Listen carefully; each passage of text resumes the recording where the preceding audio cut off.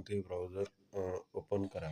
Browser open केल्यानंतर search बॉक्समध्ये type करा UDICE प्लस आणि त्यानंतर खाली दिसणाऱ्या बाणावर क्लिक करा किंवा गो बटन असेल तर गो बटन क्लिक करा. तुम्हाला वेबसाईट दिसेल UDICE प्लस.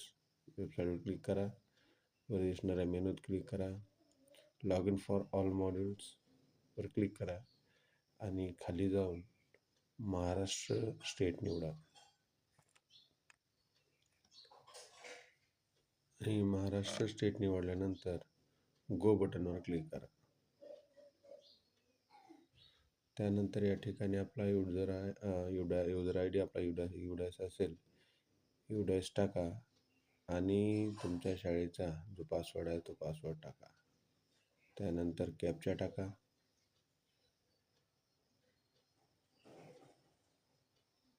आणि लॉग इन बटनवर क्लिक करा.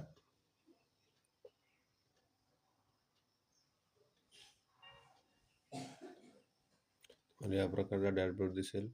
यामध्ये 2024-25 या ठिकाणी वर्ष निवडलं. क्लोज बटनवर क्लिक करा.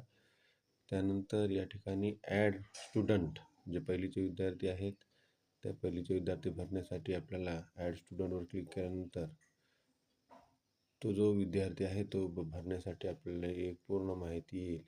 या ठिकाणी आपण फर्स्ट नेम लास्ट नेम सर्व भरू शकतो आणि तारीख निवडताना तारीख कीबोर्डूनही टाकू शकतो. त्याचा फॉर्मॅटवर दिल्याप्रमाणे पाहिजे किंवा बाजूला दिसणारं जे कॅलेंडर आहे त्या कॅलेंडरमधून सुद्धा आपण तारीख, जन्मतारीख किंवा तारखा निवडू शकतो.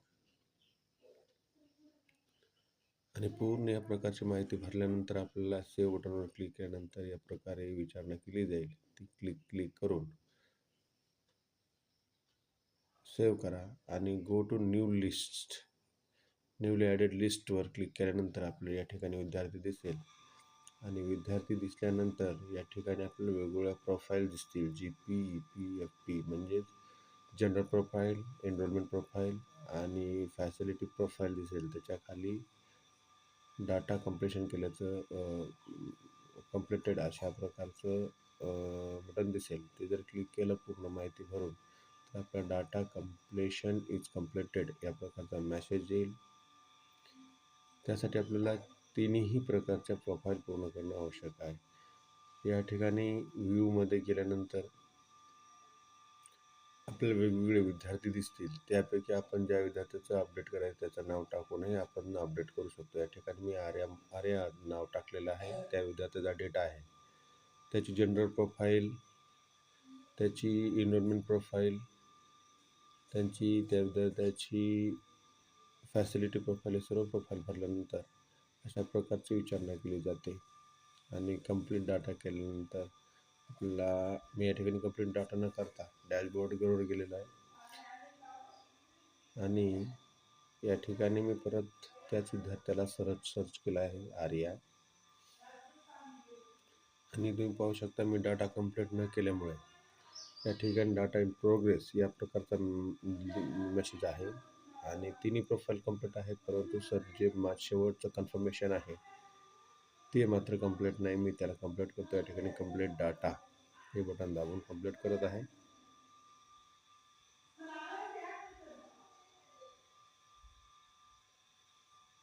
ओकेवर क्लिक केल्यानंतर तुम्हाला या पद्धतीने आणि तुम्ही डॅशबोर्डवरही जाऊ शकता आणि नवीन विद्यार्थीसुद्धा निवडू शकता. ज्यावेळेस पूर्ण डेटा कंप्लीट केला जाईल त्यावेळेस आपल्याला सर्व काही